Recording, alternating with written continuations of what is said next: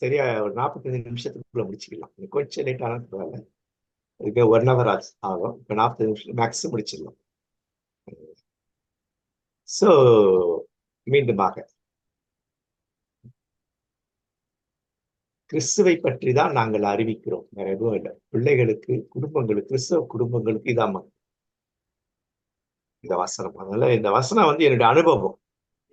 இந்த அனுபவத்தில் தான் இந்த வசனங்களை நான் போடுறது. ஸோ இந்த கிறிஸ்தவ குடும்ப பிள்ளைகள் பகுதி 5 இன்னைக்கு பார்க்கிறோம். போன வாரம் என்ன எடுத்து கொஞ்சம் வேகமா கொஞ்சம் பார்த்தோம் இல்லையா? அப்போ சத்தான கிறிஸ்தவ இல்லையா? சத்தான கிறிஸ்தவனா இருக்கு, ஹெல்த்தி கிறிஸ்டியன் இல்லையா?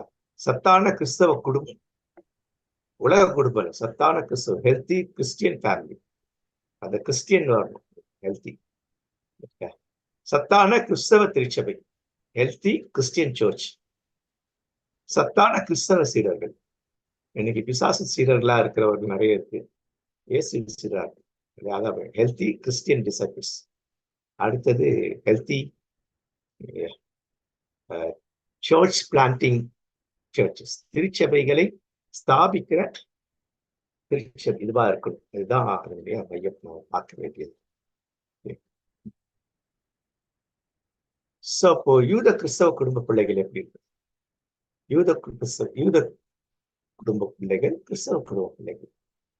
அப்ப இயேசு எதிர்பார்க்குன்னா, இயேசு எதிர்பார்க்கும் பிள்ளைகளாக, இயேசு எதிர்பார்க்கும் வாலிபர்களாக, இயேசு எதிர்பார்க்கும் டீனேஜர்ஸ், இளம் வாலிபர்களாக, இயேசு எதிர்பார்க்கும் யங் கப்பிள்ஸ், புதிதாக திருமணமான பிள்ளைகளாக, இயேசு எதிர்பார்க்கும் நல்ல கிறிஸ்தவ குடும்பமாக.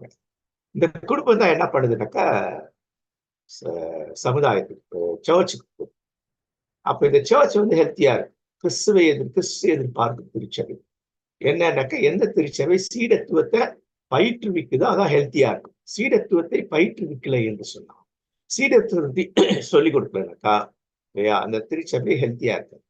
அப்படி ஹெல்த்தியா இருக்குன்னா எங்க சமுதாயத்துக்கு போறாங்க. சமுதாயத்துக்கு போயிட்டு அங்கே அவர்கள் திருச்சபைகளை ஸ்தாபிக்கிறாள் இந்த முறைப்படி. இதுக்கு அன்பு அடிப்படை அப்படின்னு சொல்லிட்டு நான் பார்த்தோம். அப்ப இந்த 5 பிள்ளைகளை கடவுளுக்காக வளர்த்தாது யூதர்களுடைய இல்லையா? அவங்க பைபிள்ல வந்து மற்றவர்களுக்காக வளர்த்தாங்க. அப்ப நாம கூட அந்த சூழல் வரும். நம்ம வீட்டுல மற்ற பிள்ளைகள் வந்து தங்கி படிக்கலாம், உறவினர் பிள்ளைகள் படிக்கலாம், பிற இனத்து நண்பர்கள் பிள்ளைகள். அப்ப அவர்களை எப்படி நம்ம பார்க்கணும் இல்லையா? இதெல்லாம் நம்ம போன முறை நம்ம பார்த்ததுதான். அடுத்தது நம்மளோட பிள்ளைகள் எப்பேற்பட்ட பிள்ளைகளா இது இருக்கணும்னு எதிர்பார்க்கிறாங்கன்னா, அவங்க மதிப்பு மிக்க புதையல்கள் அவர்களாம். ஏன்னா கடவுள் கொடுத்த பரிசு. அப்போ வந்து அது புதையல், மாபெரும் புதையல் இல்லையா? அந்த பிள்ளைகள் ஒவ்வொரு முத்துக்கள், கடவுள் கொடுக்கிற முத்துக்கள், கடவுள் பெறப்படுகிற முத்துக்கள். அடுத்தது அவர்கள் வளர்ந்து வலை வீசுகிறவர்கள், மீன்களை பிடிக்கிறவர்கள், பிடித்த மீனை செக்ரிகேட் பண்ணும், எது நல்லது எது கெட்டது. உலக வாழ்க்கையில அவங்க போய் போறாங்க இல்லையா? அவங்க மனசு என்ன பண்ணுது, எதையெல்லாம் பிடிக்கிறதோ அது பிடிக்கிறத எதெல்லாம் நமக்கு தேவைன்னு எடுத்து வைக்கிறது, தேவையற்றதுக்கு கொடுக்கிறது. இதுதான் நம்ம அந்த மத்தியில நான் பார்த்தோம். அப்ப அதற்கு பெற்றோர் பங்கு என்ன அப்படின்னு சொல்லி நம்ம போன முறை பார்த்த ஒரு முக்கியமான பகுதி. அடுத்து பார்த்தேன்னாக்கா சரிவிகித வளர்ச்சி, ரேபிட் குரோத். இந்த சரிவிகித வளர்ச்சி அப்படிங்கிறது மென்டல், பிசிக்கல், எமோஷனல், அதாவது ஹோலிஸ்டிக் இல்லையா, முழுமையான ஒன்று. இது ரொம்ப ரொம்ப அப்ப அவருடைய வாழ்க்கைக்கு இயேசு முன்மாதிரியா இருந்துட்டார். அவர் ஞானத்திலும் வளத்திலும் தெய்வ கிருபையிலும் மனுஷ தயவிலும் அதிகமாக விருத்தி அடைந்தார் அப்படின்னு சொல்லிட்டு நான் பார்க்கிறேன். அடுத்தது நம்ம பார்த்தது என்ன அப்படின்னாக்கா, பிள்ளைகளை நாம் இந்த கிறிஸ்தவ கல்வியை கொடுத்து வளர்த்தால் அவர்கள் சில்ட்ரன் டீனேஜர்ஸா மாறுவாங்க. அவள் கிறிஸ்தவ கல்வி, டீனேஜர் யூத்தா மாறுவாங்க. இந்த யூத் வந்து திருமணமாகிற இளம் குடும்பங்களாக இருப்பார்கள். அவர்களுக்கு கிறிஸ்தவ கல்வி. அவள் குடும்பங்களாக மாற பிள்ளைகளோடு கூட உறவு கூட. அப்போ ஒரு குடும்பம் கிறிஸ்தவ கல்வியை முன்வைக்கிற குடும்பமாக, இந்த குடும்பம் அப்படியே திருச்சபைக்கு போய் திருச்சபையில அந்த கிறிஸ்தவ கல்வியில அங்கங்க அந்தந்த பாட்டில் ஈடுபட்டு அங்கே வளர்ப்பது பிள்ளைகளை. ஸோ இதெல்லாம் வந்துட்டு இதுதான் ஜூவிஷ். அதுல வந்து நான் மனோவா குறிச்சு பார்த்தோம். மனோவாவில் இந்த 7 குறிப்புகளை நாம பார்த்தோம் மனோவாட வாழ்க்கையில. அப்போ கிறிஸ்தவ கல்வி இல்லாத குடும்பங்கள் எப்படி இருக்கும்னா, நம்ம நினைச்சிட்டு இருப்போம் நம்ம பிள்ளைய நல்லா படிக்கிறாங்க, பெரிய பெரிய ஸ்கூல்ல படிக்கிறாங்க. பின் நாட்கள்ல அவங்க நமக்கு நல்லா முடி சூட்டுவாங்க, பொன்முடி சூட்டுவாங்க. அவங்க பெரும்பாலும் கிறிஸ்தவ குடும்பங்கள் எனக்கு எப்படி இருக்குனாக்கா, முள்முடியாதான் இருக்கு. கணவன் மனைவிக்கு முள்முடி, மனைவி கணவனுக்கு. மாமனாருக்கு, மாமியாருக்கு, நாத்தனாருக்கு, இது எல்லாத்துக்கும் முன்முடியாவே இருந்துட்டு இருக்கிற ஒரு குடும்பமாக இருக்கு. திருச்சபைக்கு அது முள்முடி, சமுதாயத்துக்கு அது முள்முடியாக மாறிட்டு. அது முள்முடியா ஆகி அது குத்தும் பொழுது, கொதரும் பொழுது நம்ம கதறுவதில் எந்த பிரயோஜனமும் கிடையாது. அப்ப நாம் சீர்படுத்திக் கொள்ள இப்ப பிள்ளையாடு நடக்கிறதுக்கு ஒரு சிஸ்டம் இருக்குது. இந்த யூத சிஸ்டத்தை சூப்பரா ஃபாலோ பண்ணுங்க. அந்த பாடம் இருக்கும் உங்களுக்கு ரொம்ப நல்லா இருக்கும், இன்ட்ரெஸ்டா இருக்கும். ஆனா அதை தழுவியதுதான் கிறிஸ்தவ குடும்பங்கள். யூத குடும்ப பிள்ளைகளை அல்லது குடும்பங்களை மையப்படுத்த கிறிஸ்தவ. ஆனா அவர்கள் அதில் செழித்து இருக்கா, ஸ்ட்ராங்கா இருக்கிறாங்க. கிறிஸ்தவர்கள் அதை செழித்து வைக்கவில்லை அப்படின்னு சொல்லிட்டு அதை பார்த்தோம். சோ இன்னைக்கு நம்ம தொடர்ந்து பார்க்க வேண்டியது இதுல ஒரு விஷயம், பிள்ளைகளே உங்கள் பெற்றாருக்கு கீழ்ப்படியுங்க. அப்போ எப்ப வசனத்தை என்ன பண்ணணும்னாக்கா, நிறைய வசனங்களுடைய சில நேரடியாக அப்படியே எடுத்துக்க கூடாது. இந்த வசனத்தை அப்படியே அடுத்த பக்கம் என்னன்னு பார்க்கணும். பிள்ளைகளே உங்க பெற்றாரு கீழ்ப்படிகள் அப்படின்னாக்கா என்ன அர்த்தம்னாக்கா, அடிமையாயிருன்னு சொல்லல. அதுல அவங்க சொல்றதை உள்வாங்கி கொண்டு நல்லது கெட்டதை ஏற்றுக்கொள். அதான் இந்த வாசகத்துடைய மையம். நீ நல்லா இருக்கிறாக்கா அவங்க சொல்றது எல்லாத்தையும் உள்வாங்கி கொண்டு சிறப்பானவைகளை பின்பற்று அப்படின்னு சொல்லுது. அப்ப இது பிள்ளைகளுக்கு மட்டும் சொல்ல, பெற்றவர்களுக்கு சொல்லுது. பெற்றவர்களை நீங்கள் என்ன பண்ணுங்க, பிள்ளைகளுக்கு கீழ்ப்படிகள். கீழ்ப்படிகள்னா அவங்க சொல்றதை கொஞ்சம் காது கூட கேளுங்க. நீ என்னடா சொல்றது, முளைச்சு 3 வேளை விடல அப்படின்னு சொல்லாதீங்க. நம்ம விட அவர்கள் என்ன, இந்த காலத்து பிள்ளைகள் நம்ம விட திறமைசாலிகள். நம்ம ஒரு மொபைல் வாங்கணும், நம்ம என்ன பண்றோம், அது எப்படி பயன்படுத்த அந்த புக்கை படிப்போம். இவங்க அந்த புக்கே தேவையில்லை, ஓபன் பண்ணுவாங்க, மனவிட எல்லாத்தையும் செஞ்சு முடிச்சுட்டாங்க. அப்ப நம்மை விட அவர்கள் அறிவில் சிறந்தவர்கள் இல்லையா, நம்மை விட வேகம் மிக்கவர்கள். ஆனா என்னன்னாக்கா அவங்களுக்கு அந்த சேனல் தெரியாது. காட்டாற்று வெள்ளம் எல்லாத்தையும் தாண்டி ஓடும். அப்போ அதுக்கு சரியானபடி என்ன பண்ணோம், அது அது அது 2 பக்கமும் இது போட்டுட்டு வரணும். அந்த அந்த அந்த இது ஸ்ட்ரெங்தன் பண்ணணும் இல்லையா, கரைகளை ஸ்ட்ரெங்தன் பண்ணணும். அங்கங்க எங்கெங்க பண்ணணும், அது பெரியவர்களால் தான் சாத்தியம். அப்படி பெரியவர்களை சொல்லிக் கொடுக்கும்போது அவங்க அதுல என்ன பண்ண, இன்னும் இப்படி பண்ணலாம் இப்படி பண்ணலாம் நமக்கு உதவிகரமா இருப்பாங்க. அதுல பிள்ளைகளை நம்ம தப்பா இடம் போட்டிருக்கிறோம். அவங்க எல்லாம் ஒன்றும் தெரியாதுன்னு சொல்லாதீங்க. சரி, என்னதான் சொல்றாங்க கேளுங்க இல்லைங்களா. அது இது இப்படி யோசி இப்படி யோசி சொல்லி அவங்க நீங்களும் இப்படி யோசிச்சு பார்த்து நம்ம முறைக்கணும். அதனால வசனங்களை எப்பவுமே அப்படியே எடுத்து பார்த்து இந்த பிரச்சனைகள் வரும். அப்போ இது பிள்ளைகளே அப்படி சொன்னாக்கா அவங்க பெற்றாருக்கு சொல்வதை கொஞ்சம் காது கொடுத்து கேட்டு நடந்துக்குங்க. அதான் இந்த வசனம். நீ நல்லா இருக்கணும்னா உங்க அம்மா அப்பா சொல்றது கொஞ்சம் காது கொடுத்து கேட்டு நடந்துக்குங்க, அது நல்லது. அப்ப இது அப்படியே இப்படி திருப்பி போடுங்க. பெற்றோர்களே உங்கள் பிள்ளைகள் சொல்வதை கொஞ்சம் கேளுங்க, காது கொடுத்து கேளுங்க. அவ கிறிஸ்தவ கல்வியில இதெல்லாம் நம்ம தெரிஞ்சுக்கணும். நான் பிள்ளைகளை பார்த்து சொல்லணும். பிள்ளைகள் சும்மா என் பிள்ளை என்ன அறிவோட பேசுது, அதை சொல்ல தெரியுது. அறிவோட பேசுது, அறிவோட பாடுதுன்னு சொல்றோமே, அவங்க கிட்ட இருக்கிறது ஏன் உள்வாங்க மாட்டேங்கிறோம். அப்ப நம்ம மேல் பூச்சிக்கா பிள்ளைகளை மகிழ்விக்க மத்தவங்க கிட்ட நம்ம என்ன பண்றோம், என் பிள்ளை எப்பேற்பட்ட ஆள் தெரியுமா அப்படின்ட்டு இது பண்றதுக்காக தான் இருக்கு. வசனங்களை நாம் இந்த விதமா, இது நிறைய வசனங்கள் நமக்கு இதுல இருக்கு. அடுத்தது, பெற்றோர்களை நீங்களும் உங்கள் பிள்ளைகளை கோபப்படுத்தாதீர்கள். அப்ப இது 2க்கும் இன்டர் கனெக்ஷன். அடுத்த வசனம் அப்படின்னா என்ன, அவங்க சொல்றது காது கொடுத்து கேளுங்க, எஜமாந்தனமா நடந்துக்காதீங்க அப்படிங்கிறது. எந்த ஒரு பெற்றோர் என்கிட்ட படிச்சவங்களை பெரும்பாலானவங்க எல்லாம் சொல்லுவாங்க, அவங்க சொந்த கால இது அப்பனம் கூட தோல் மேல கை போட்டுன்னு போகுதுங்க, ஃப்ரெண்ட்ஸ் மாதிரி இருக்கு. அப்போ ஃப்ரெண்டு மாதிரி இருக்கிறதுக்கு நிறைய கத்துக்கிடுவாங்க. இந்த கவுன்சிலிங் கிளாஸ்ல, குடும்ப கூடுகைகள், ஒரு நாள் குடும்ப கூடுகை, அதுல பேசுற இந்த மாதிரி விஷயங்களை பார்க்கும் பொழுது இல்லையா, அப்பாவும் பிள்ளை எப்படி போனா தோல் மேல கை போட்டு ஃப்ரெண்ட்ஸ் மாதிரி பேசிட்டு இருப்பாங்க. அப்போ இந்த வசனம் அப்படிதான் சொல்லி கொடுக்குறது. அதை நாம கொஞ்சம் மனதில் கொள்வது எப்பவுமே கொஞ்சம் நல்லது. அடுத்து, எபேசி இருக்கு இல்ல. பிள்ளைகளுக்கு ஏன் கோவம் வருது? அவங்க சொல்றத கொஞ்சம் காது கொடுத்து கேட்காது. அவன் பக்கத்துல இருக்க நியாயம் இருக்கு, அவங்ககிட்ட அநியாயம் இருக்கு. நம்ம பிள்ளைகிட்ட அநியாயங்களும் இருக்கு, நியாயம் 2 காது கொடுத்து கேளுங்க. கேட்டு நம்ம சொல்லுங்க. எங்க அம்மா சொல்லுவாங்க இல்லையா, நீங்க இந்த மாதிரி பண்ணி என் மனசை வருத்தப்படுத்துச்சு. ஏன் வருத்தப்படுச்சுன்னு சொல்றாங்க. அப்ப என்னன்னா, நம்ம டைம் ஸ்பெண்ட் பண்ணணும் அந்த பிள்ளைகள். கிறிஸ்து விரும்பும் பிள்ளைகளையா வளர்க்கணும்னு நம்ம நேரத்தை செலவு பண்ணணும். அப்புறம் காலையில ஒரு 3 கிலோமீட்டர் நடக்கணும் அவங்க ஸ்கூலுக்கு. ஏன்னா நாங்க நடுவுல இருக்கோம். இந்த பக்கம் பிராட்வே பஸ் ஸ்டாண்ட், இந்த பக்கம் ரீகல் பஸ் ஸ்டாண்ட், இந்த பக்கம் மின்ட் பஸ் ஸ்டாண்ட். 3மே கிட்டத்தட்ட ஒரு ஒரு ஒரு 1.5 கிலோமீட்டர் தூரத்துல இருக்கும். அங்க இருந்துட்டு ஒரு 1 கிலோமீட்டர், அங்க இருந்து பஸ் பிடிச்சாலும் ஒரே ஒரு ஸ்டாப் தான் அவங்களுக்கு இல்லைங்களா. அப்ப அந்த ஒரு பஸ்ஸுக்கா அப்ப காத்துட்டு இருக்கிறதுக்கு நடந்துருவாங்க. அப்ப காலையில 3 கிலோமீட்டர் நடந்து போறாங்க, சாயந்தரம் 3 கிலோமீட்டர். காலையில எல்லாம் செஞ்சு முடிச்சுட்டு போறாங்க. சாயந்தரம் வரும்பொழுது அவங்க எப்படி இருக்கணும் இல்லைங்களா. அப்போ அத சொல்லுவாங்க. அப்ப என்னை எப்படி கோவப்படுத்துறப்ப, எனக்கு எப்படி கஷ்டமா இருக்கு. இப்ப இதெல்லாம் செஞ்சுட்டு இல்லையா, ஒரு துணிகளை நான் பார்க்கணும், மற்றதை பார்க்கணும், சமையல் செய்யணும், இவ்வளவு இது இருக்குது. அப்ப நேரத்தை எங்க அம்மா செலவு பண்ணாங்க கூட. எங்க அப்பாவோட எங்க அம்மா ரொம்ப நேரத்தை செலவு பண்ணுவாங்க என் கூட. அப்ப நேரத்தை செலவு பண்றது ரொம்ப முக்கியம்.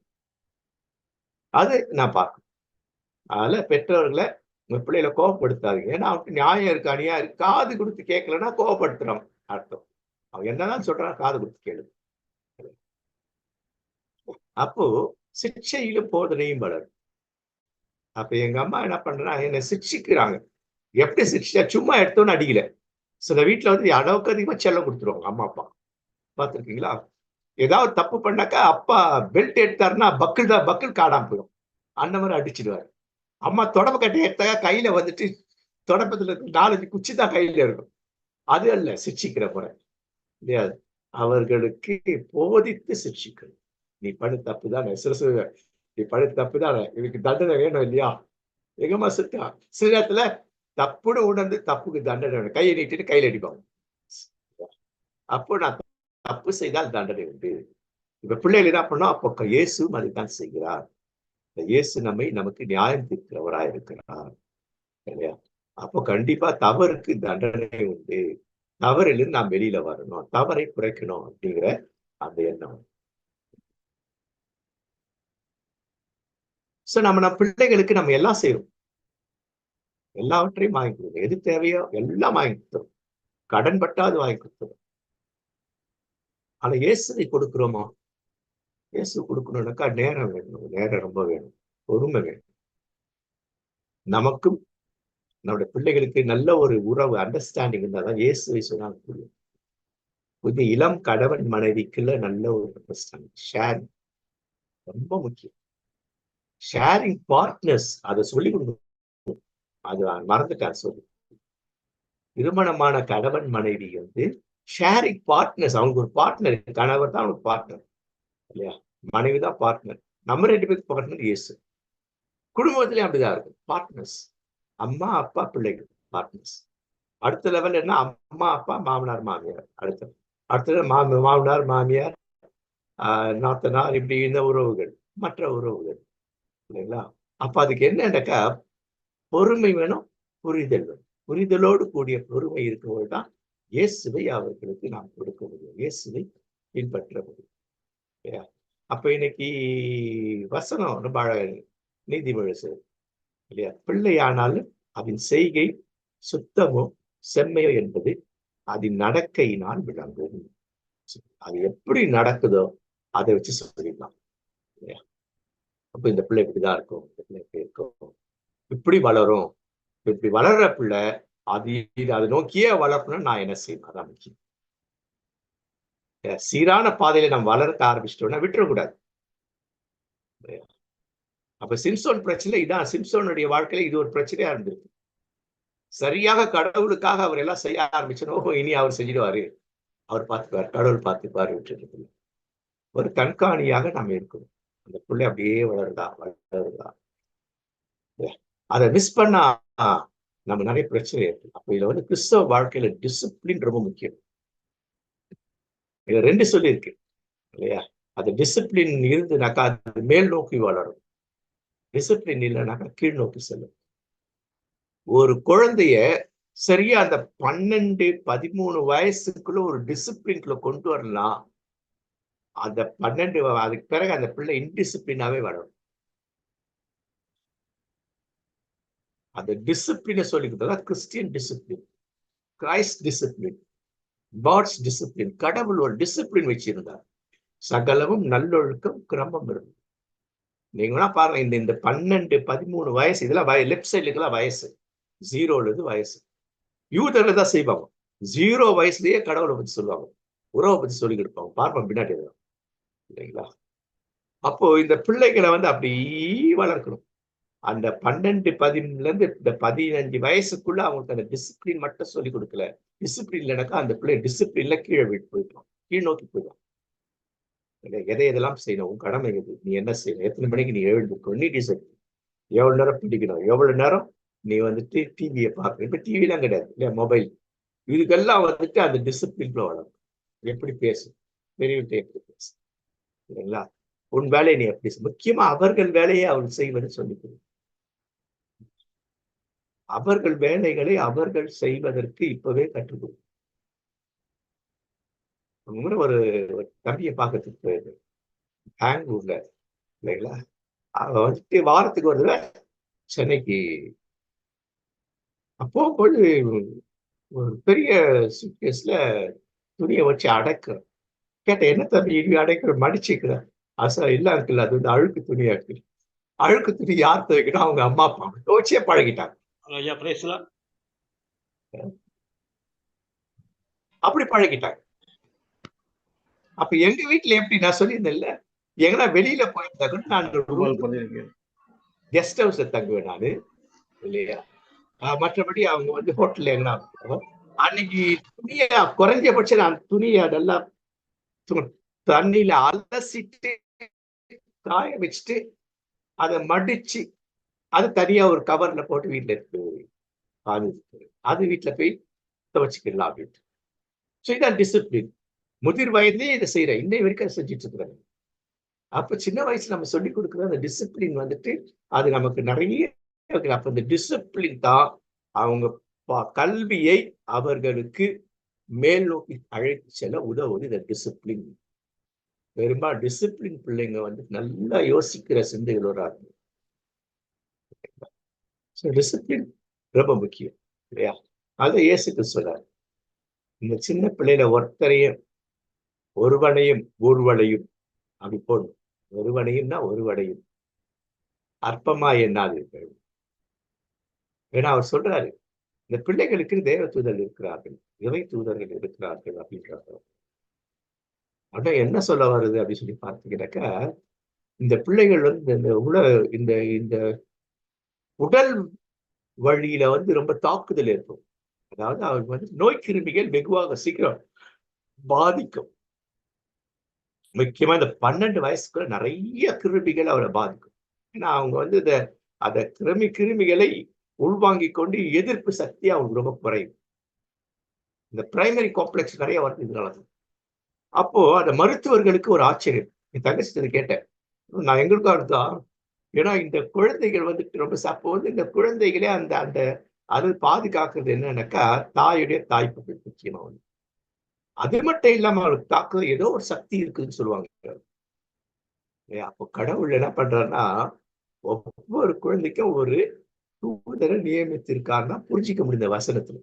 அது இந்து பிள்ளையோ இஸ்லாமிய பிள்ளையோ எந்த பிள்ளையா இருந்தாலும்.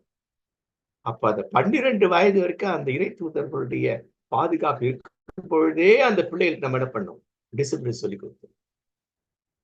பாருங்க, 12 வயசு வரைக்கும் கடவுளுக்கு உண்மையுள்ள பிள்ளைகளா வளருவாங்க. இந்த 13 டீனேஜ் வந்தோன்னா அப்படியே அப்ப அவங்க கரெக்ட் பண்ணாம விட்டோம்னாக்கா வேற மாதிரி போயிடுவாங்க. அப்போ அந்த 12 வயது தான் பிள்ளைகள், குழந்தைகள் அப்படின்றது. அந்த 12 வயசுக்குள்ள அவங்க டிசிப்ளின்குள்ள கொண்டு வரத பத்தி சொல்லியிருக்கு.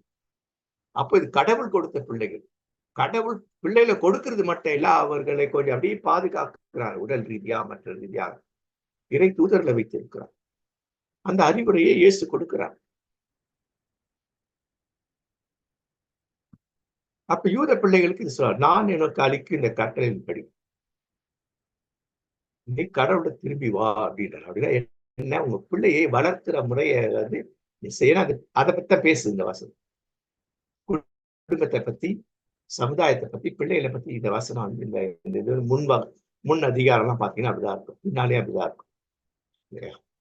அப்போ நீ கடவுளை விட்டு போயிட்ட அப்படின்னா என்ன? இந்த சமுதாயத்துக்கு ஏற்றதை நீ செய்யல, குடும்பத்துக்கு ஏற்றவற்றை பிள்ளைகள் செய்ய வேண்டியதை நீ செய்யல, அதுல திரும்பி அதை விட்டுட்டு ஏன்றது வந்து உன் பிள்ளைகளும் உன்னால உன் பிள்ளைகள் கெட்டு போறாங்க. அறகுறையா இருக்கிறாங்க, முழு மனதோடு என்கிட்ட வரல, என் குரலை நீ கேட்க மாட்டேங்கிறீங்க, சொல்ல மாட்டேங்க, திரும்ப வா. என்னுடைய கிறிஸ்தவ இந்த கல்வி, இந்த பாடம் வந்து நிறைய பேரை திரும்ப வர வைக்குது. நேற்று ஒரு பாஸ்டர் சொல்றாருல, அவர் திரும்ப வர வைக்குது. இது தெரியல அவருக்கு. நீ அப்படி செவி கொடுத்தா உனக்கு என்னெல்லாம் நடக்கும் அப்படிங்கிறது சொல்றாரு. நீ நல்லா இருக்க அப்படிங்கிறார். தொடர்ந்து இந்த வசனங்கள் நீங்க ரொம்ப நல்லா இருக்கும். இந்த 10வது வசனத்துல உபாகம் 30:10 உன் உன் கடவுளாகிய ஆண்டவருடைய சத்தத்திற்கு நீ செவி கொடுத்து இந்த நியாயப்பிரமாண புஸ்தகங்கள்ல என்ன? தோரா 5 ஆகமம்.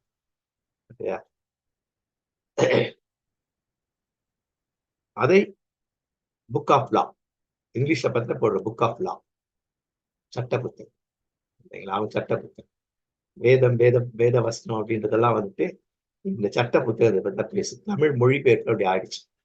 வேதம், வேத வசனம், வேத வாக்கியம் எங்கெல்லாம் இது வருதோ அதெல்லாம் வந்துட்டு இந்த சட்ட புத்தகம் 5 ஆகமத்தை தான் பேசுது. அப்ப என்ன பண்ற? உன் பிதாக்கள் மேல் சந்தோஷமா இருந்தப்ப உண்மையிலும் நன்மை உண்டாக திரும்பவும் சந்தோஷமாயிரும். கடவுள் சந்தோஷப்படுவார். நம்ம ஏற்கனவே பார்த்தோம் இல்லைங்களா? கணவன் மனைவி இது பார்த்தோம்.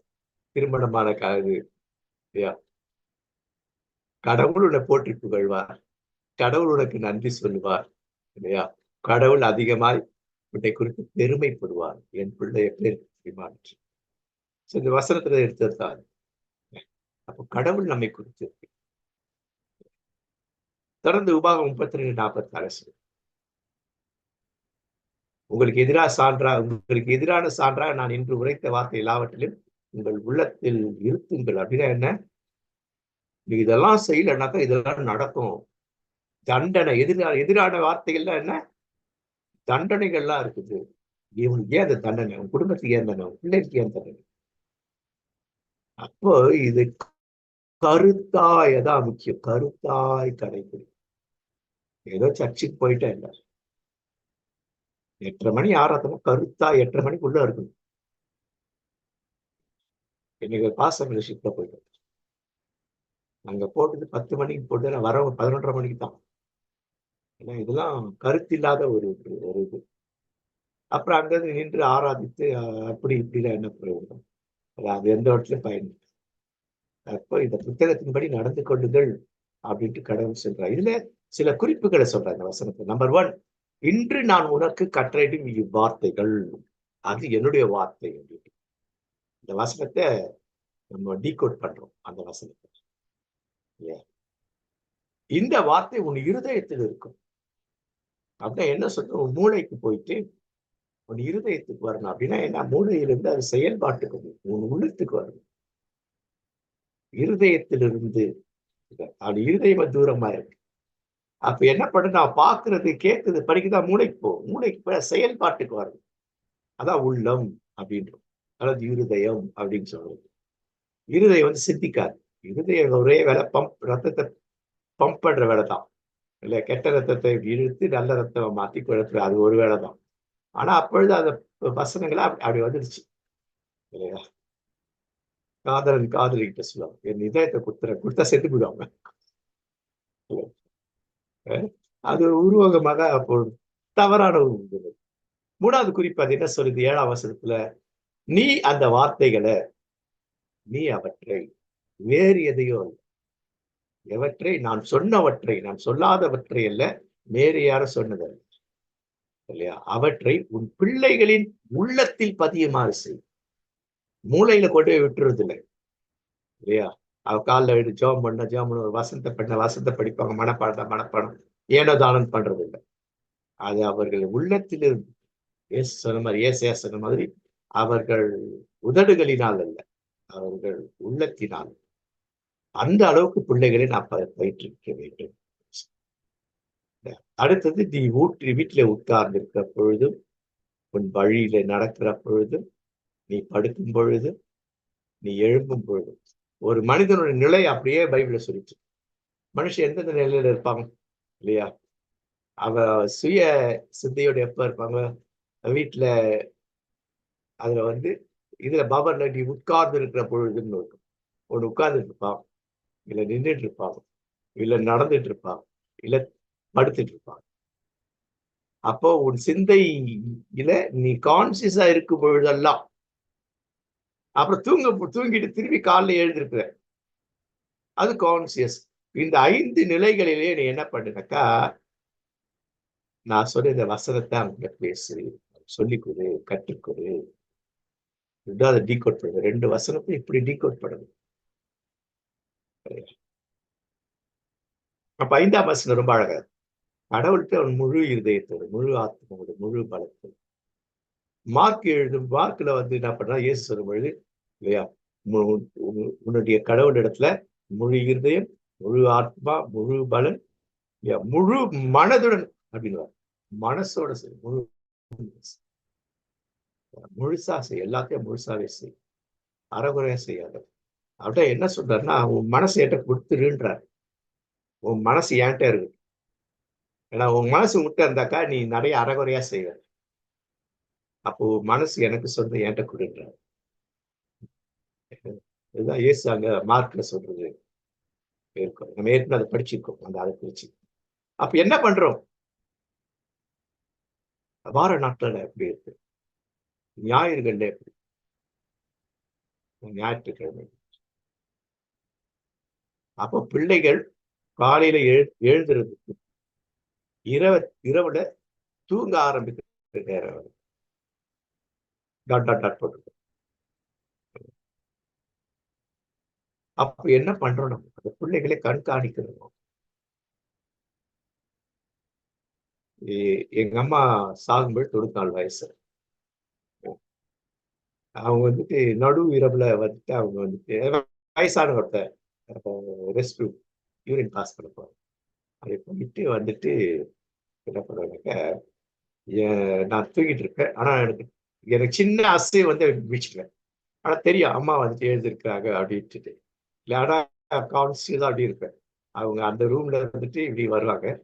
வந்துட்டு என் தலையில பட்டம் படாமலே இருப்பாங்க. ஏன்னா கை கழுவி இப்ப அது ஈரமா இருக்கும். மேல கை வச்சாக்கா சில்ல வீழ்ச்சிடுவேன்னு நினைச்சிட்டு நான் தூங்கிட்டு இருக்கிறேன்னு தூக்கத்திலே என்ன பண்ணுவேனாக்கா, ஒரு ஒரு 2 வார்த்தை மனசுக்குள்ள ஜெபம் பண்ணுவோம். அதுல ஒரு வரி மன்றாட் நான் கேட்பேன், என்ன ஜெபம் பண்ணீங்க எனக்காக அப்படின்னு கேட்பேன். அவங்க சொல்லுவாங்க, எப்படி ஊழியக்காரன் அப்படின்ற வரவங்கிட்டலாம், என் பையன் பாஸ்டர் அப்படின்வாங்க. பாஸ்டருக்கு ஜெபம் பண்ணு, பாஸ்டர் அவர் ஜெபம் பண்ணாக்கா என்ன ஜெபம் பண்ணீங்கன்னாக்கா, இன்னை வரைக்கும் எனக்கு ஒரு பயம் தான். ஏன் சாமி உன் முகத்துல என் பிள்ளை கரிய பூசிடக்கூடாது, இதான் ஜெபம். எதுக்கு பயப்பட மாட்டேன், இந்த ஒண்ணுதான் பயப்படும். ஐயோ நம்ம கடவுள்ல மூஞ்ச கறி பூசிடுவோம். இதுதான் பிள்ளைகளுக்கு கற்றுக் கொடுத்தல். இதுதான் பிள்ளைகளுக்கு அவர்கள் கான்சியஸா இருந்தாலும் அன்கான்சியஸா இருக்கும் பொழுதும் நாம் கடவுளை அவர்களுக்கு கொடுக்கணும், அவங்க சொல்லிக் கொடுக்கணும், கற்றுக் கொடுக்கணும். நம் வாழ்க்கையை அப்படி நடைமுறைப்படுத்திக் வேண்டும். இது அவங்க தாத்தா பாட்டிக்கிட்ட இருந்தது, அது அப்படியே அவங்க அம்மா அப்பா கிட்ட இருந்தது. பவுல் அப்படிதான் சொல்றாரு, அவங்க தாத்தா லோயிஸ் அவங்ககிட்ட இருந்தது, பாட்டிக்கிட்ட. அப்போ வழி வழியா வருகிறது அப்படின்னு. நாம இந்த கிறிஸ்தவ கல்வி அந்த பிள்ளைகளுக்கு, முக்கிய குடும்பத்துல பிள்ளைகளுக்கு சொல்லிக் கொடுக்கலனாக்கா ஒரு டேஞ்சர். என்ன டேஞ்சர் வரும் அப்படின்னு சொல்லி பார்த்தோம்னாக்கா, அந்த பிள்ளைகள் என்ன பண்ணுனாக்கா, ஃப்ரீடம் ஃப்ரம் கிரைஸ்ட் ஒரு பாட்டு, ஃப்ரீடம் ஃப்ரீடம்னு ஒரு பழைய பாட்டு. ஒருவேளை அந்த அர்த்தம் தெரியாம பாடிட்டுன்னா, அப்பதான் ரட்சிக்கப்பட புதுசு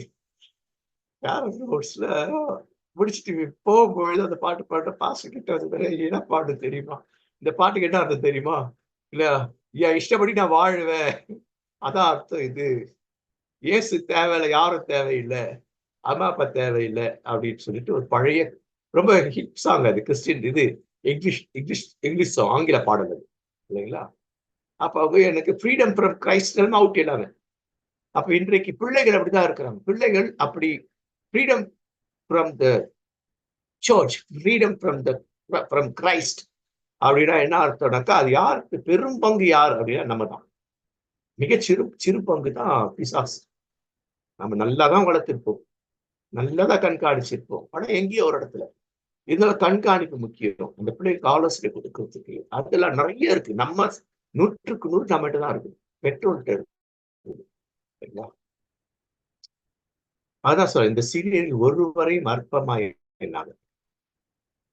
இந்த பிள்ளைகள் ஒரு நாள் அற்பமாய் போயிடக்கூடாது. இந்த பிள்ளைகள் ஒரு காலம் நெறி தவறி போய்விடக்கூடாது, கெட்டு சீரழிஞ்சு போயிடக்கூடாது. அப்ப விண்ணரசுல கடவுளுடைய சித்தம் என்ன? Will of God, will of Jesus Christ, will of God என்ன? இவ்விதமாக இந்த சீரியல் ஒருவராய் கெட்டு போவது பிதாவினுடைய அந்த கடைசி வார்த்தை பாதி உடைங்கள. சித்தம் அப்படிங்கிற இடத்துல சித்தம் அல்லன்றத பாதியோட பிள்ளைங்க நாசமா போட்டா கடவுளுடைய சித்தம் அப்படின்னு வரும். ஆனா அதை நினைச்சு பாருங்க, சித்தம் கடவுளுடைய வில் அது கிடையாது. இந்த பிள்ளைகள் விண்ணரசுக்கு வரணும், விண்ணரசுக்கு உரிய பிள்ளைகள் இல்லையா? உங்களை கணக்கு கேட்பேங்கிறார். எந்திர கல்ல கட்டி கொண்டு போய் விட்டுருவேன். ஆரம்பத்துல யோசிச்ச, ஏன் எந்திர கல்ல கடல் கட்டி கடலின் ஆழத்துல கொண்டு போய் போடுறதுன்னா என்ன அர்த்தம் அப்படின்னு யோசிச்சுதான் இல்லைங்களா? இப்ப நான் யோசிக்கும் பொழுது அது எப்படி வருது எனக்கு அப்படின்னு சொல்லி பார்த்தாக்கா, எந்திர கல்ல கழுத்துல கட்டி தூக்கி போட்டா நம்மளுங்க உஷாரு, கள்ளத்தூக்கி ஒரு கையில வச்சு நீச்சல் அடிச்சுட்டு வந்துருவாங்க. ஆழத்துல கொண்டு போய் நீச்சல் அடிச்சு வர முடியாது, செத்து உடம்பு கூட. நாளைக்கு கிறிஸ்துவுக்குள் மரித்த அருமையான சகோதரன், கிறிஸ்துவுக்குள் மரித்த அருமையான சகோதரின்னு சொல்லி நாங்க உனக்கு இந்த இந்த சாவு ஆராதனை நடத்தக்கூடாதுன்னு அர்த்தம் இல்லைங்களா? மரண ஆராதனை கூட நடத்துறதுக்கு நீ லாய்க்கு இல்லைன்ற மாதிரி தான். உடம்பு வந்தா தானே கிறிஸ்துவுக்குள் மரித்த அருமையான சகோதரன் சகோதரின்னு பாஸ்டருங்க நாங்க முன்னாடி இருந்துட்டு ஒரு ஆராதனை நடத்துறோம், அந்த ஆராதனை நாங்க நடத்துறோம், அது கூட நீ லாய்க்கு இல்லைங்கிற. இந்த பிள்ளைகள் நாசமா போச்சுனாக்கா அப்ப நமக்கு எப்பேற்பட்ட ஒரு பயங்கரமான ஒரு ஒரு ஒரு இது நமக்கு முன்னாடி வைக்கிறோம். எந்த அளவுக்கு நம்ம சென்சிட்டிவா, எந்த அளவுக்கு நான் உறுதியா இருக்கும் அப்படிங்கிறது. இன்றைக்கு நம்ம அப்படி இருந்தோம்னாக்கா கவலைப்படாது. ஐயோ நான் தவறிட்டு நான் என்ன பண்றது, இதுலெல்லாம் இது ஆயிடுச்சு. அந்த பாஸ்டர்கள் நான் எதாவது சொன்னேன். அந்த இது உங்களுக்கு இன்னைக்கு நான் டிராவல்ல இருக்கேன் அப்படின்னாரு. நான் அதெல்லாம் அந்த இதுல பாக்குறேன், நான் வீடியோ பண்றேன். நான் அப்படி இருந்துட்டேன், என் பிள்ளைகளுக்கு நான் சரியான நான் வளர்க்கேன். மருமகன் விஷயம் சரியா இல்லை. ஒரு திருச்சபையில நிறைய பிரச்சனைகளை சரியா ஹேண்டில் பண்ணும். கவலையப்படாது இல்லைங்களா? நீங்க அப்படி இருந்துட்டீங்கன்னா கவலைப்படாது. நம்ம கடவுள் எவ்வளவு நல்ல கடவுள் பாருங்க, ரொம்ப அழகா சொல்லுவார். ராத்திரில எழுந்துக்கோ, ராவிலே முதல் சாமத்தில் எழுந்துரு. முதல்ல எழுச்சிட்டோம், உள்ள நாசமா போகுது, தூங்கிட்டு இருக்காங்க. ராத்திரில எழுந்துரு, கடவுள்கிட்ட குரல் கொடு. உள்ளத்துல இருக்கிறதெல்லாம் கடவுள்கிட்ட கூட்டிட்டு. இதுல திருவிவிலியத்தோட பவர் திருப்புதல் ரொம்ப நல்லா இருக்கு. எழுந்திரு, ராத்திரியிலே முதல் சாமத்தில் உன் இருதயத்தை தண்ணீரை போல் ஊற்றிவிடு. கடவுள் போனாது ஊற்றி விட்டோம்னா அதை எடுக்க முடியாது, கொட்டுனா எடுத்துடலாம். லிக்விட் எல்லாம் ஊற்றதான் முடியும். தண்ணியை கொட்டிட்டாங்க, தண்ணியை ஊற்றிட்டாங்க, அப்ப கொட்டுறதா மண்ணு கல்லெல்லாம் கொட்ட முடியும் இல்லையா? எல்லாத்தையும் கொட்டிடு அவர்கிட்ட. ஏன்னாக்க உங்க வீட்டுல மட்டும் இல்லை, அங்க மறைஞ்சிருக்கும். உன் பிள்ளைகள் தெருமுனையில இருக்கிற பிள்ளைகள், வெளியில இருக்கிற பிள்ளைகள், உன் பிள்ளைகளை நீ சரியா வளர்த்துனா மற்ற பிள்ளைகள் மேல உனக்கு பாசம். நீ மற்ற பிள்ளைகளை ஒரு சண்டே ஸ்கூல் பிள்ளையா இருக்கலாம், உங்க பக்கத்து வீட்டு பிள்ளையா இருக்கலாம் இல்லைங்களா? இல்ல உன் பிள்ளை அவர்களுக்கு வழிகாட்டு. எழுந்திரு, ராத்திரியிலே முதல் சாபத்திலே ஆண்டவரின் சமூகத்தில் இதயத்தை விட்டு எல்லா தெருக்களும் பசியா முடிச்சுட்டு இருக்க குழந்தைகள் பிராணனுக்கு அவங்க கைகளை அவரிடம் ஏறுது. கைகளை ஏறினாக்கா இல்லையா, துப்பாக்கி காய்ச்சல் என்ன பண்ற, ஹேண்ட்ஸப் ஆண்ட்ரே நத்திங் இல்லையா, நான் நீ சாவடிக்கிறது உயிரோட வைக்கிறது உங்க கையில தான் இருக்குது. அதான் கைகளை ஏறிடு அப்படிதான். யூதர்கள் வந்து கைகளை மேல தூக்கி ஜெபம் பண்றான்னு அர்த்தம். ஆண்டவரே நான் சாவுறதோ உயிரோட இருக்கிறதோ உங்ககிட்ட தான் இருக்குது, நான் குத்துறேன் உங்ககிட்ட. அதுதான் ஏன் கையெட்டு ஜெபம் பண்ண, இதுதான் சரண்டர் ஆகுது.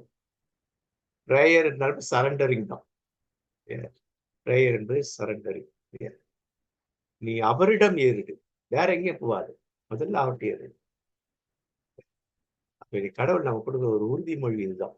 கவலைப்படாத இல்லையா, எதை பத்தி கவலைப்படாத, உன் பிள்ளைகளுக்காக எழுது, பிள்ளைங்க நல்லா எழுது என்ற சமூகத்தில். அதன் பிறகு தொடர்ந்து என்ன பண்ணாக்கா, இவர் எப்படி நெறிப்படுத்தணும், நெறிப்படுத்தி யார தலைவர் வேணும், இல்ல ஆலோசகர் வேணுமா, நல்ல கவுன்சிலர், சைக்காலஜிஸ்ட், சைக்கியாட்ரிஸ்ட் அவங்க தேவையா, இதை நாமே பண்ண முடியுமா? எக்ஸ்ட்ரானரி கேஸ்க்கு நம்ம அப்படி போக வேண்டியதுதான் இல்லையா. அப்ப இதுதான் முதல்ல நம்ம என்ன பண்ணணும். நான் என்ன பண்ணும், நான் என்ன குடும்பத்தில் தாய் தகப்பன் இல்ல சண்டே ஸ்கூல் விபிஎஸ் டீச்சர், தலைவர்னா டீன் பைபிள் ஃபெலோஷிப்போட லீடர், யூத் பைபிள் ஃபெலோஷிப்போட லீடர், விமென் ஃபெலோஷிப் லீடர்ஸ், இல்ல பாஸ்டர்கள், மேய்ப்பர்கள். முதல்ல நான் கிறிஸ்துவை கற்றி பயில பழகு. ஆவியாளர் சொல்லி கொடுத்துருவாருட்டு போனேன்னாக்கா ஆவியாளர் சோம்பேறிகள் தான் இடம் கொடுக்க மாட்டேன். நான் சற்று கடுமையாக இது வார்த்தை இல்லையா, நாம முயற்சி எடுக்கணும். அப்போ முதல்ல தாய் தகப்பன் எல்லாரும் முதல்ல கிறிஸ்தவ கல்வியை, எப்படி இறையியல் கல்வியை படிக்கிற, இறையியல் இது ஒன்று பகுதி, இது கிறிஸ்தவ கல்வி இறையியலுக்குள்ள வருது. கிறிஸ்தவ கல்வியை கற்று பயில வேண்டும், அதில பழக வேண்டும், பிராக்டிஸ் பண்ணணும். பாஸ்டர்னா பாஸ்டரா பிராக்டிஸ், டாக்டர் மட்டும் பிராக்டிஸ் பண்ணல, அட்வொகேட் மட்டும் பிராக்டிஸ் பண்ணல, பாஸ்டர் பிராக்டிஸ் பண்றாங்க, அம்மா அப்பா பிராக்டிஸ் பண்றாங்க, கணவன் மனைவி எல்லாரும் பிராக்டிஸ் பண்ணுங்க. அப்போ அது பயின்றாதான் பிராக்டிஸ் பண்ண முடியும். ரெண்டாவது கிறிஸ்தவ பிள்ளைகளுக்கு இல்லையா, சபைக்கு, குடும்பத்துல பிள்ளைகளுக்கு, சபையில மற்றவர்களுக்கு, மற்ற எல்லாமே இல்லையா, அங்கேயும் கற்பிக்க வேண்டும். அதற்கு உதவி செய்யணும். சண்டே ஸ்கூல் எடுக்கிறதெல்லாம் அந்த டீச்சரை கனப்படுத்தணும். இன்னைக்கு கனப்படுத்தப்படாத ஒரு ஊழியக்காரர் யாருன்னா அந்த Sunday school teacher, VBS teachers. அவங்க பத்தி கவலைப்பட மாட்டாங்க. டீம் லீடர்ஸ் கூட கவலைப்பட மாட்டாங்க. யூத் லீடர்னா ஓரளவுக்கு மரியாதை கொடுக்கும். ஒண்ணு இல்ல, ஸ்கூல்ல இருக்கிற ஸ்கூல் டீச்சர் கொடுக்குற மரியாதையில 10% சண்டே ஸ்கூல் பிள்ளைகளுக்கு கொடுக்க பெற்றோர் கிடையாது, தெரியுங்களா? உண்மைதானே? அந்த பிள்ளை அந்த பிள்ளையோட கிளாஸ் டீச்சருக்கு பர்த்டேனாக்கா ஒரு பொக்கையை வாங்கி கொடுக்குதுன்னா, கிஃப்ட் வாங்கி கொடுக்குதா, இது என்ன நல்லா பிள்ளை படிக்கிறானா, எதுல இது சண்டே ஸ்கூல்ல போய் கேட்கறாள், இந்த பெற்றோர் என் பிள்ளை நல்லா படிக்குதா, என்ன பண்ணுது, எதுல இருக்கிறா, எதாவது பண்றோமா? உங்களுக்கு கனப்படுத்தணும். ஆனா அவனுக்கு நம்ம கனப்படுத்தினா கடவுள் கண்டிப்பா கனப்படுத்தும். எனக்கு தெரிஞ்சு இந்த சண்டே ஸ்கூல் மினிஸ்ட்ரியில, இந்த விபிஎஸ் டீன் மினிஸ்ட்ரியில பணி செய்யறவங்களை அவங்கெல்லாம் எனக்கு தெரிஞ்சு பெரும்பாலானவங்க நல்லா இருக்கிறாங்க. பெரும்பாலானவங்க என்றால் மற்றவங்க அவங்களை கனப்படுத்த, கடவுள் கனப்படுத்துறாங்க. அது ஒரு நல்ல ஊழியம், நல்ல இறைவன். அடுத்தது என்ன பண்ணா, கிறிஸ்தவ கல்வியை கற்றுக்கணும் கிறிஸ்தவ பிள்ளைகளுக்கு இல்லையா. அது கிறிஸ்துவை கிறிஸ்தவ கல்வி வழியாக, அதான் சரியா, அதை அவர் கற்று பயிலுவது. என்ன, கிறிஸ்துவை பிள்ளைகளுக்கு, திருச்சபைகளுக்கு கற்பித்து, இது வந்து பிபிஎஸ்ல வர்றது, தி சண்டே ஸ்கூல், யூத், இதெல்லாம் அதுல பழக்குவிக்கும். மூன்றாவது, கிறிஸ்துவுக்காக பின்தொடர் பணி ரொம்ப முக்கியம். பின்தொடர் பணியை மிஸ் பண்ணோம்னாக்கா நடக்கிறது என்ன நடக்கும் அப்படின்னு சொல்லி பார்த்தாக்கா இல்லையா, ஏலியின் பிள்ளைகள் பின்தொடர் பணி இல்லாம போனாங்க, சாமுவேலுடைய பிள்ளைகள் பின்தொடர் பணி இல்லாம போனாங்க, சிம்சோனுடைய பெற்றோர் பின்பணி இல்லாதனால வெளி போனாங்க. இதெல்லாம் நடக்கும். பின்தொடர் பணி என்பதும் ஒரு தியாகத்துடன் செய்ய வேண்டிய ஒரு பணி. அப்போ இந்த பின்தொடர் பணி அப்படிங்கிறதுன 3 தான். நீ பழகு, மற்றவர்களுக்கு பழக்குவி, பழக்குவித்து அவரை பின்தொடர்படி செய். அந்த பிள்ளைங்க ஆட்டோமேட்டிக்கா அதை செய்வாங்க. இல்லையா? மாலை கூடுகை அப்படின்னாங்க பிள்ளைங்க ரெடியா இருப்பாங்க. மாலை கூடுகை இன்னைக்கு கூட ஒரு என்னுடைய மனைவியுடைய பெரிய அண்ணன் அவர் பாம்பேல வந்து சிஎன்ஐல அவர் வந்துட்டு சீனியர் மோஸ்ட் பாஸ்டர். அவர்கிட்ட பிஷப் ஆக வேண்டியது. அவர் வந்துட்டு பிஷப் எலெக்ஷன் சொல்லிட்டு ஒரு பிரச்சனை வரும்போது நியாயமான பிரச்சனை மண்ணின் மைந்தர் தான் வரணும். அவர் பிஷப் ஆகிறதுக்கு எல்லா இதுவும் இருக்கும்போது அவர் விட்டு கொடுத்தார். இல்ல எப்ப பார்த்தாலும் மண்ணின் மைந்தர் இல்லாம எல்லாம் சவுத்துல இருக்கும்போது அந்த பிஷப்களா இருக்காங்க. ஆனா அவர்கள் இருக்குன்னு சொல்லி பண்ணுவாரு. எல்லாருக்கும் தெரியும் கிறிஸ்துதாஸ். இன்னைக்கு வரைக்கும் காலையில கரெக்டா அந்த 6:30 மணிக்கு ஒரு 3 நிமிஷம் பிரேயர். அவங்க பையன் வெளியில இருக்கணும், அவங்க மக வெளிநாட்டுல இருப்பாங்க இல்லைங்களா? கரெக்டா ஒரு 10 நிமிஷத்துக்கு அந்த போன் வந்த புதுசா படம். இப்ப மொபைலே வந்துருச்சு. வீடியோ கால் வச்சு படிக்கணும். இன்னை வரைக்கும் அந்த பிள்ளைகளும் எங்க இருந்தாலும் அந்த நேரத்துக்கு வந்துடுறாங்க. அவர்களுக்கு வேறு நேரமாக இருக்கும். வெயில் நேரத்தில். அப்ப என்ன அவர்கள் பழகினார்கள், பழக்குவித்தார்கள். அதை அவர்கள் முடிந்த பின்தொடர்கிறார்கள். இன்றைக்கு இதுதான் ரொம்ப முக்கியமானது இல்லையா? அப்ப இன்னைக்கு யூத குடும்பத்தின் பிள்ளைகள்ல அவர்களை அறிந்து கொள்ள வைக்கிறார்கள். பிள்ளைகள் கடவுளை அறிந்து கொள்ளணும். அடுத்தது கடவுளுடைய வார்த்தைகளை புரிந்து கொள்ளணும். அந்த வார்த்தைகளை அவர்கள் அனுபவிக்கணும். இது ரொம்ப முக்கியம் இல்லையா? அப்ப இன்னைக்கு யூத கிறிஸ்தவர்களுடைய நிலை இதுதான். ஒரு யூத கிறிஸ்தவரை போயிட்டு யூதரை போயிட்டு யாரா போய் கூப்பிட்டு கேட்டீங்கன்னாக்கா, உன்னுடைய கடவுளை பத்தி சொல்லி நான் சொன்னார். என்னுடைய கடவுள் மகா பரிசுத்தம் உள்ள சர்வ வல்லமை இல்ல கடவுள். அது 2 குணாதிசயம். மகா பரிசுத்தர், மா தூயவர், சகல ஆற்றலும் பொருந்தியவர். இது வந்து 2 குணாதிசய கடவுள். ஆனா அவர் 2 பிரிக்கவே மாட்டாங்க. இது 2 சேர்த்து சொல்றாங்க. என்னுடைய கடவுள் இல்லையா? மா தூயவர், அனைத்து ஆற்றலும் மிக்கவர் என் கடவுள். அடுத்தது உன்னுடைய உன்னுடைய உன்னுடைய உன்னுடைய குலம் என்ன குலம் சொல்லு. அப்படி இப்ப அந்த குலங்கள்லாம் இல்ல, மிக்ஸ் ஆயிடுச்சு. இது வந்து அவங்களுடைய கல்ச்சர்ல வருது பழையதுல இல்லையா? அப்ப அவர் சொல்லுவாங்க, நாங்கள் எல்லாம் இஸ்ரேல் கடவுளுடைய பிள்ளைகளுடைய குறிப்பிட்ட ஒருத்தர் அல்லது பரிசுத்தன்ற வார்த்தை இடைச்சிட்டே வர்றாங்க. மக்களை பத்தி சொல்லு அப்படின்னா, இஸ்ரேல் மக்களாகிய நாங்கள் கடவுளால் தெரிந்து கொள்ளப்பட்ட பரிசுத்த இனம், தூய இனம். அப்போ குடும்பத்தை பத்தி சொல்லினாக்கா, இஸ்ரேல் குடும்பமாகிய நாங்கள் கடவுளால் தெரிந்து கொள்ளப்பட்ட பரிசுத்தமுள்ள குடும்பம் அப்படின்னு சொல்லுவாங்க. அப்புறம் நீ உன்னை பத்தி சொல்லு அப்படின்னாக்கா, இஸ்ரேலனாகிய நான் அவரால் தெரிந்து கொள்ளப்பட்ட பரிசுத்தம் உள்ளவள். கடைசியா சொல்லுவாங்க, நாங்க இப்படி இருக்கிறதுனாலதான், கடவுள் கூடவே நாங்க பயணிக்கிறதுனாலதான் உலகத்துல எல்லாரையும் காட்டிலும் நாங்க சிறந்த அறிவுல சிறந்திருக்கிறோம், படத்துல சிறந்திருக்கிறோம், எல்லாவற்றிலும் சிறந்திருக்கிறோம், சூட்சுமத்திலும் சிறந்துதான் இருக்கிறாங்க. அப்ப இதுதான் அவர்கள். அதுக்கு நம்ம எபிரேயர் தன் பிள்ளைகளை என்ன பண்ணனாக்கா, பைபிள்ல இருக்க வார்த்தைகளை மையப்படுத்த சொல்லி, வசனம் எப்படி சொல்லிருக்கு, நீ எப்படி இரு, இல்லைன்னா இப்படி ஆயிடும் இல்லைங்களா? இருந்தா இப்படி ஆகுது. இது சொல்லி சொல்லித்தான் பிள்ளைகளை வளர்ப்பாங்க. இது பிறகு தெளிவா பார்ப்போம். யூத பிள்ளைகள் எதற்காக இல்லையா? உபாகமம் 6:26 இல்லையா? 26 உன் கண்களுக்கு நடுவே ஞாபகம் குறினா எது ஞாபகம் குறி இதெல்லாம் இல்ல, இதை நம்ம படிக்க போறோம். அடுத்தது படிப்போம் யூத குடும்பம். அப்ப அவங்களுக்கு என்ன சொல்லுவாங்க யூதர்கள் பிள்ளைகள், இந்த படிக்கிறையே இந்த இந்த இந்த தோரா சட்ட புத்தகம், புக் ஆஃப் லா, தோரா, இது கடவுள் பேசிய வார்த்தை. அடுத்தது இது கடவுள் பேசுறது மட்டுமல்ல, அவர் பேசிக்கொண்டே இருக்கிற வார்த்தைகள். தொடர்ந்து அப்பப்போ பேசிக்கொண்டிருக்கிறார். அப்ப கடவுள் பேசிய வார்த்தை, கடவுள் பேசிக்கொண்டிருக்கிற வார்த்தை இல்லையா? இந்த வார்த்தைகளை இல்லையா மற்றவர்களுக்கு அருளப்பட்ட வார்த்தை, மற்றவர்களுக்கு சொல்லப்பட்ட வார்த்தை. தலைவர்கள் சொல்றாங்க, இறைவாக்குனர் சொல்றாங்க இல்லையா? சொல்லப்பட்ட வார்த்தை, அருளப்பட்ட வார்த்தை. கடவுள் அறிந்த வார்த்தையை மக்களுக்கு அருள்கிறார்கள். அப்படி அவள் அருளுவதோடு இல்லாமல், சொல்லுவதோடு மட்டும் இல்லாமல் அது எழுதியும் வைக்கிற வார்த்தை.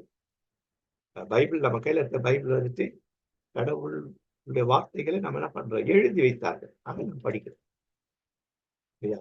அப்ப இந்த எழுதி வைக்கப்பட்ட இந்த வார்த்தையை எனக்கு அனுபவமாக்கும். இதுதான் முக்கியம். நான் அனுபவிக்கிறேன், அந்த வார்த்தையை அனுபவிக்கிறேன், அதனால உலகத்துல தலை சிறந்தவனாக இருக்கிறேன் அப்படின்னு நம்ம சொல்றதுக்கு காரணம் இதுதான் இல்லைங்களா? அப்போ இந்த அனுபவமாகிய வார்த்தை என்ன பண்ணா, என்னை சூழ்ந்து இருக்கிறது, எப்பவுமே என்னை சூழ்ந்து இருக்கிறது. அதுதான் அவ போடுறது தல்லித், அந்த படம் பார்த்தோம் இல்லைங்களா? தல்லித் என்ற வஸ்திரம் இருக்குல்ல, இல்ல இயேசு போட்டிருப்பாரு பார்த்தீங்களா, மேல் அந்த இது மாதிரி துப்பட்டா மாதிரி இல்லையா? அதை பத்தி தான் படிக்க போறோம் இல்லையா? அதுதான் அது வந்து ஒரு சிறிய கூடாரம், தள்ளி அப்படிங்கிற ஒரு சிறிய கூடாரம். பெரிய கூடாரம் அங்க இருக்கு. அந்த பெரிய கூடாரத்தை கடவுள் இருக்கா, கடவுள் வார்த்தை இருக்கு. சிறிய கூடாரத்துல கடவுள் அந்த வார்த்தையினால் என்னை என்ன பண்றாருன்னா, வார்த்தையின் வழியை என்னை பாதுகாக்கிறார், வார்த்தையின் வழியை என்னை பராமரிக்கிறார், வார்த்தையின் வழியை என்னை ஆசீர்வதிக்கிறார், வார்த்தையின் வழியை நான் நான் என்னை வழி நடத்துகிறார்.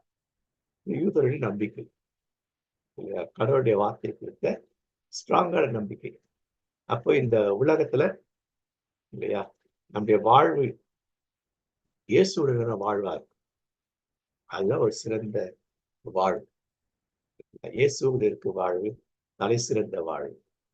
இது நான் அப்புறம் பார்க்கலாம். இதுவும் நல்ல ஒரு இது குடும்பத்துக்கு இல்லையா? டைம் ஆயிடுச்சு. கரெக்டா அந்த உதயகாலம் முடிச்சுட்டு இதை தொடர்ந்து பார்ப்போம். இது ஒரு வித்தியாசமா இருக்கும் உங்களுக்கு இல்லைங்களா? பைபிள் வசனத்தை இப்படிதான் பார்க்கணும். அப்போ குடும்பத்திற்கான வசனம் இதுவும் ஆதியாமத்தை எடுத்தோன்னாக்கா ஆதியாமத்தை இந்த மாதிரி சொல்லணும் இல்லைங்களா?